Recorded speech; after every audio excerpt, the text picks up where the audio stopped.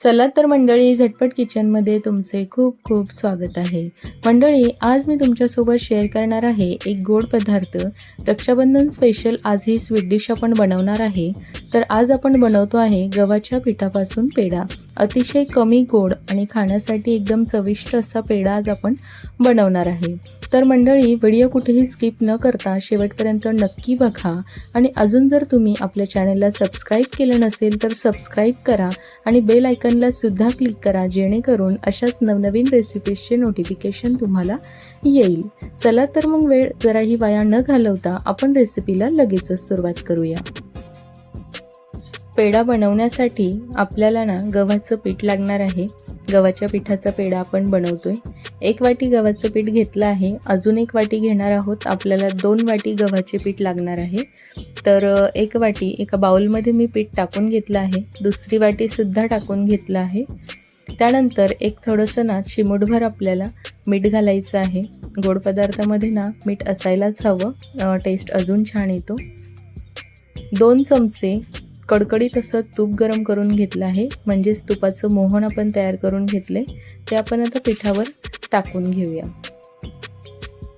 म्हणजेच पीठ आपलं या तुपामुळे छान सॉफ्ट होईल आणि पेढासुद्धा आपला चविष्टसुद्धा होईल आणि सॉफ्टसुद्धा होईल. तूप थोडं गरम आहे, त्यामुळे मी चमचाने अगोदर याला असं मिक्स करून घेते आणि त्यानंतर आपण याला हाताने मळणार आहे. म्हणजेच हे जे तूप आपण घातलं आहे ते पूर्ण आपल्या पिठामध्ये व्यवस्थित असं मिक्स व्हायला हवं.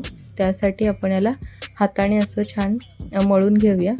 म्हणजेच याची बाइंडिंग येईपर्यंत आपल्याला याला असं मिक्स करायचं आहे. हे बघा, या पद्धतीने पिठाची बाइंडिंग यायला हवी. आता आपण यामध्ये लागेल तसं थोडं थोडं पाणी घालून आपल्याला याचा गोळा तयार करून घ्यायचा आहे. कणिक मळतो त्या पद्धतीचा गोळा आपल्याला करायचा नाही आहे. थोड्याच पाण्यामध्ये खूप कडक असा गोळा आपण याचा तयार करून घेणार आहे. एकदम सैलसर पण नाही आणि कणिक मळतो तसा नाहीच. आपल्याला थोडासा जाड असा गोळा याचा तयार करायचा आहे.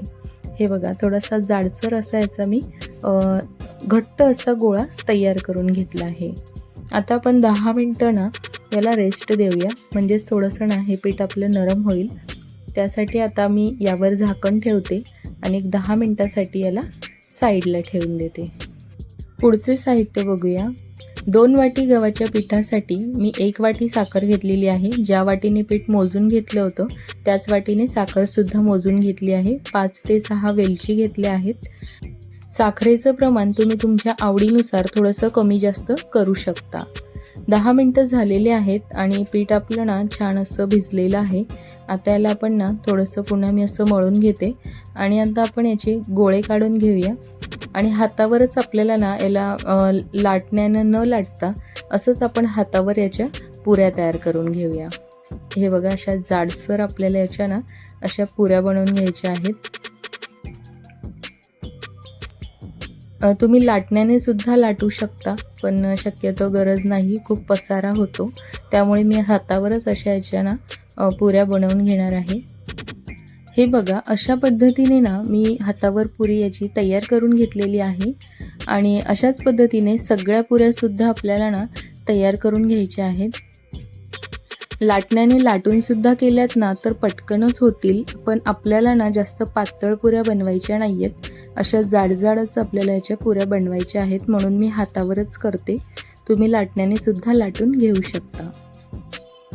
हे बघा, अशा पद्धतीने सगळ्या पुऱ्या मी तयार करून घेतल्या आहेत. आता आपण याला तळून घेऊया. गॅसवर कढईमध्ये मी तेल तापत ठेवलं होतं आणि तेल आपलं छान तापलेलं आहे. आता आपण यामध्ये पुरी टाकून घेऊया.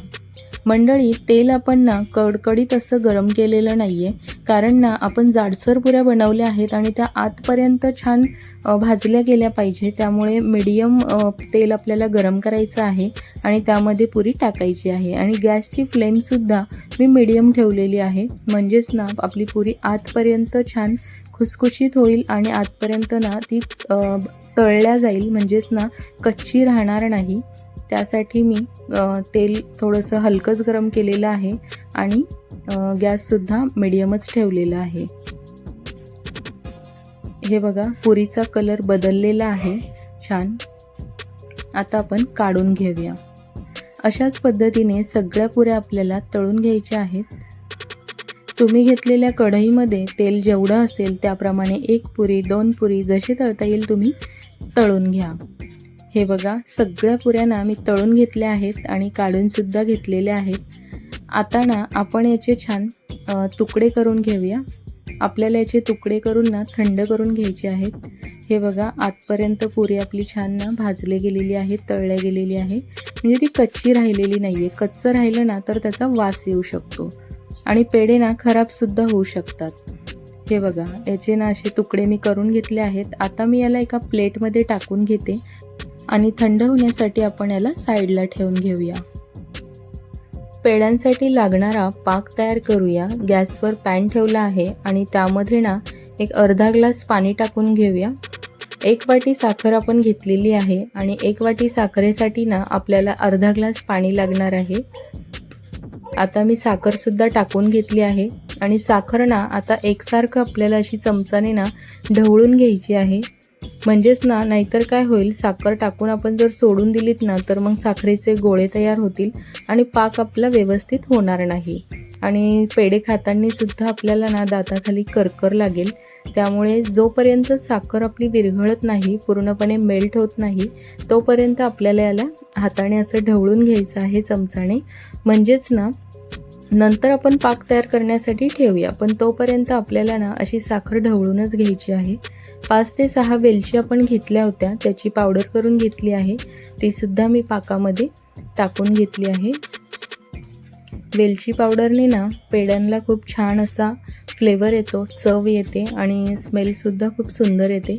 हे बघा, आपली साखर ना पूर्णपणे आता मेल्ट झालेली आहे. आता आपण पाक ना थोडासा उकळू देऊया. 2 ते 3 मिनटं झालेली आहेत आणि आता ना मी यामध्ये सिट्रिक ॲसिड टाकलेला आहे. तुमच्याकडे जर लिंबू असेल तर तुम्ही लिंबूचा रससुद्धा टाकू शकता. माझ्याकडे अवेलेबल नव्हता म्हणून मी थोडंसं सिट्रिक ॲसिड टाकलं आहे. याच्यामुळे ना पाक आपला व्यवस्थित होईल आणि साखर अशी गोळा होणार नाही, त्यासाठी आपण हे वापरलेलं आहे.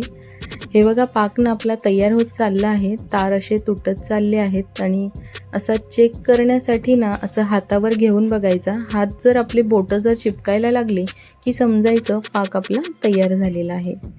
साधारण 7 ते 8 मिनटं झालेले आहेत आणि पाक आपला ना ऑलमोस्ट रेडी झालेला आहे. आता आपण ना यामध्ये थोडासा फूड कलर टाकूया. ऑरेंज फूड कलर मी टाकला आहे. पूर्णपणे ऑप्शनल आहे, पण मी कलरसाठी टाकला आहे. पेढे आपले छान आकर्षक दिसतील त्यासाठी टाकलेलं आहे. तुम्हाला आवडत असेल तर टाका किंवा स्किपसुद्धा करा, किंवा अन्यथा अजून कुठल्या कलर आवडत असेल तुम्हाला, दुसऱ्या कलरचे पेढे बनवायचे असतील, तो कलरसुद्धा तुम्ही यामध्ये वापरू शकता.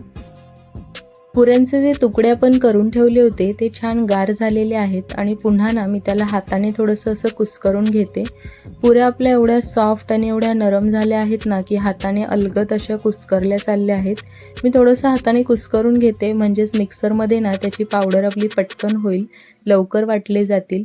त्यासाठी हाताने थोडंसं असं याला कुस्करून घेते आणि आता आपण ना मिक्सरच्या भांड्यामध्ये टाकून घेऊया आणि छान बारीक असं याचं वाटण करून घेऊया.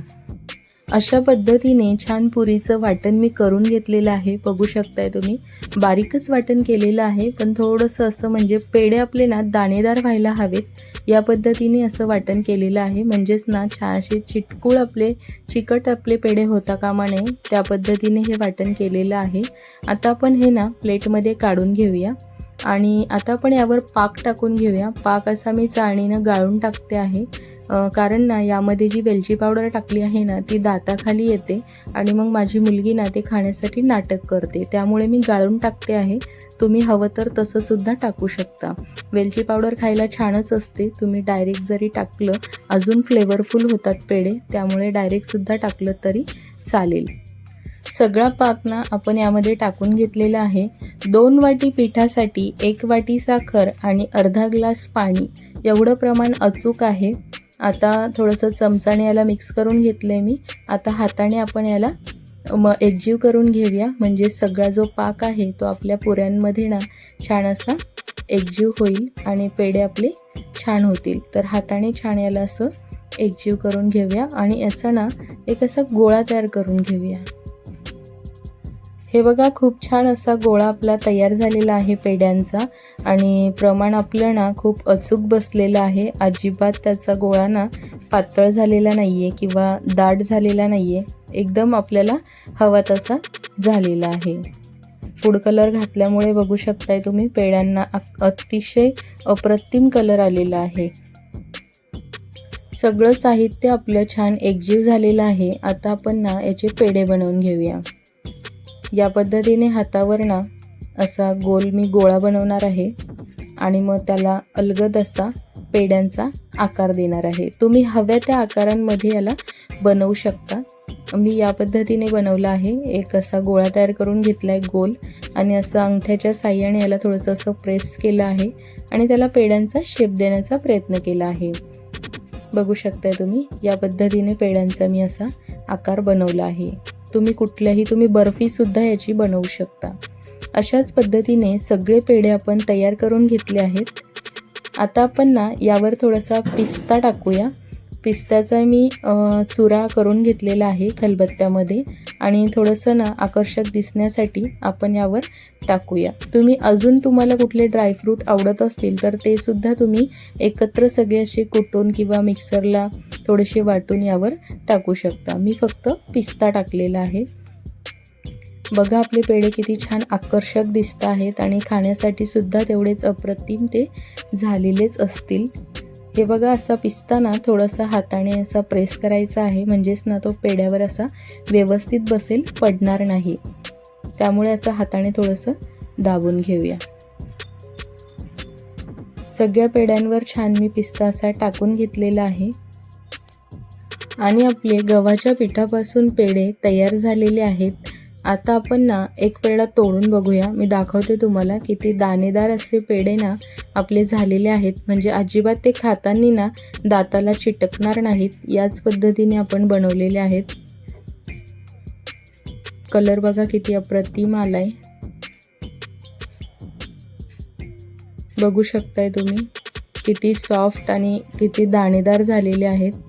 तर मंडळी आजची रेसिपी तुम्हाला कशी वाटली? गव्हाच्या पिठापासून बनवलेला पेढा ही रेसिपी तुम्हाला कशी वाटली मला कमेंटमध्ये नक्की सांगा आणि तुम्ही सुद्धा अशी डिश कधी बनवली आहे का ते सुद्धा मला कमेंटमध्ये नक्की सांगा। व्हिडिओ आवडला असेल तर व्हिडिओला लाईक करा आणि तुम्हाला आवडला असेल तर जास्तीत जास्त शेअर सुद्धा करा। चला तर भेटूया अशाच काही रेसिपीज सोबत पुढच्या व्हिडिओमध्ये।